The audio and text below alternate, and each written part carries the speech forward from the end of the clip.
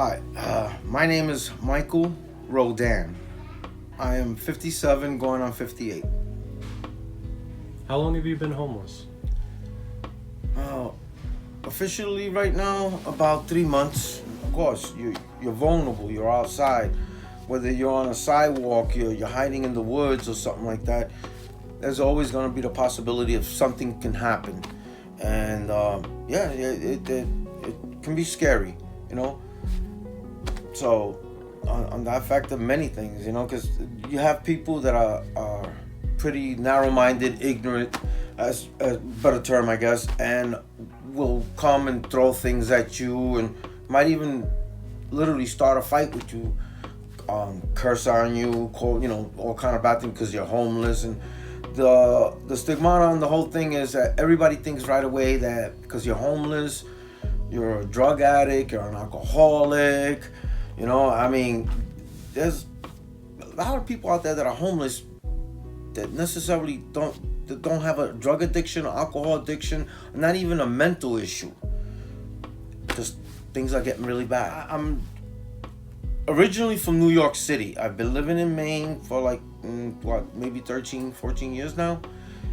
I have no family here, and basically all my immediate family are dead. So, and whatever other family I have, I don't even know how to get in contact with them. I really don't care. So when I got into the situation that I wound up homeless because of certain choices that I made, that which gave me it started a whole domino effect, and I just couldn't take it no more. I just had to leave, and I went. And when I went, I realized that where am I going?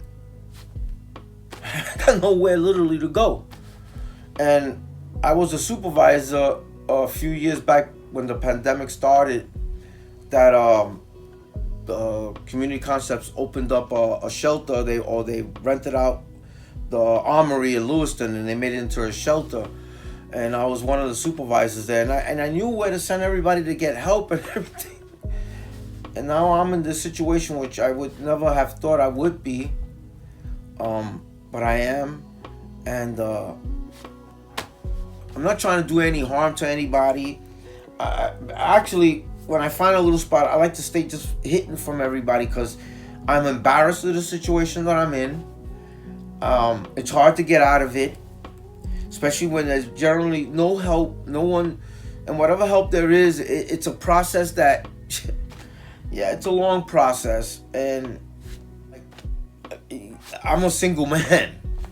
And you got families out here that they got families or a couple, which pretty much I'm way down in the totem pole. So yeah, I get lucky.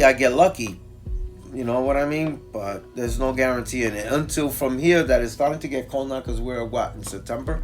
Yeah, I don't know. I can't foresee in the future. I don't know. Maybe I'll get lucky. Maybe they'll find something for me, and as long as I got shelter, then I got stability, then I can go forward and do the things I need to do, because trying to work or have a job and just it's impossible, because I have to worry about if I leave my little campsite, little tent or wherever I got hidden, is somebody gonna find it, destroy it, and take everything?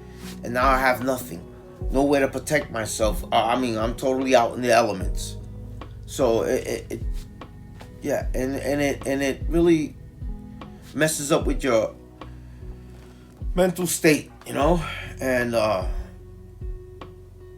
it drains you. It really drains you. You want to go and try to conquer as much as you can, but then when you start looking, it's just like you just start coming down and down. You don't know, because I try not to lose faith in things. I try to keep hope with everything. When I heard about it the first time, I heard about it amongst a few people, and I said, all right, no, okay. I'm probably going to go over there, and they're going to badger you with religion and this and that. I respect everybody's religion or beliefs, however you want to look at it. As for myself, I just don't indulge in it. But when I came here, it was a whole different thing. And other aspects that I saw that, okay, they don't have no problem with this, they have no problem with that. And seeing the staff going out their way and helping everybody as much as they can, because I mean, they could only do but so much also. Hopefully something will look up. But the church has, it's amazing what they did. Unfortunately, we cannot stay here, people that are camping here, and there's but so much they could do on that. But they've been amazing. It's gotten to a point where this is nationwide, because in 2019 I decided to go back home after like 10 years or so or 11 years. Yeah. Anyway, but the homelessness in New York City has gotten to a point where it just, my jaw dropped. And then I came back right before the pandemic, like 4 months later, and I started working as a volunteer in the rest center, which then I became a coordinator there, that they part of ARCOM, that they work with the recovery community. Anyway, and little by little I start seeing a lot of people coming in, and people that I've seen them as the years, they had a place, had a job, they are homeless. When we did the thing in the armory, the shelter, the fluctuation of people that came in that were homeless, it left my jaw again dropped. Like, wow, I didn't realize how much, and then young. A lot of them are so young, just like back home in New York, that I've seen homeless people, but but it's literally everywhere. You could be in Fifth Avenue, Central Park West, you'll see homeless people living there. So coming here now, seeing that, and it's getting even worse and worse and worse. I know for the city and for everything else, the agencies, the churches, is probably become very overwhelming. But something has to get done. Something, because not everybody's bad, and even the ones that are stuck in situations where it's addiction of whatever kind, and maybe they've gone through programs and they failed, but if more outreach for them and families and stuff like that, it could change. They could change their life, and maybe not. Maybe they'll stay like that the same way for the rest of their days. I don't know. I can't say and speak for anybody else, but they need more help out here. I mean, there's abandoned buildings I see all the way around. There's areas that they could really take it and transform it and make it something.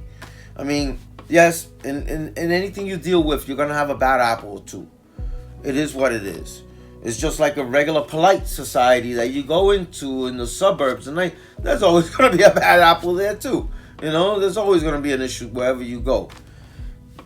But a lot of these people need stability. And not everybody is bad. Not everybody's addicted to anything. And I know a few people that literally the boyfriend or husband and wife both work, but in order to get placed an apartment, first month security, and then you got to have a background check for this and for your credit. It makes it hard for them. This can happen to anybody. The one thing I always was installed in me by my grandfather and my father was never say never. Okay? Because if you say, this will never happen to me, I'll never do this, you never know. Yeah, things can happen, and it's just heartbreaking, and it's embarrassing for me as it is, because I just didn't see myself in this predicament. I thought I'd be able to grow older and enjoy whatever I have left in life, and at least have a roof over me. I don't look for luxury. I'm a simple man. As long as I got a roof, a place to shower, and a kitchen to cook, and a bed to sleep on, I am the happiest person in the world. You're scared. You're out there wherever trying to hide from the elements and from people or anybody trying to do harm to you, and trying to contemplate on what's going to be the next day. What am I going to do? Is something going to happen, good or bad? And then you try to shake off any negative thinking of like suicide or anything like that, because I've personally, I'm not suicidal, but Because I always stay with this one factor. What about if I decide to commit suicide today? But what about if the next day something would have happened that would have changed everything for me? Now I blew it because I killed myself like an idiot. But still, sometimes it crosses your mind that, what's the point of me being here? What's the point? If this is what's gonna lead to, and this is how it's gonna end for me, and you're starting to see that here. I've seen more tent camps that I never even knew existed here. And all of a sudden I see these little campsites. And I'm thinking it's just basically maybe people camping. No, they're living there. And I never, I've always tried to, I hope I never, and yeah, I'm in that situation now. And I'm stuck. Everybody deserves a chance. Whether we succeed with that chance or we fail with it, that's on us. But at least a chance.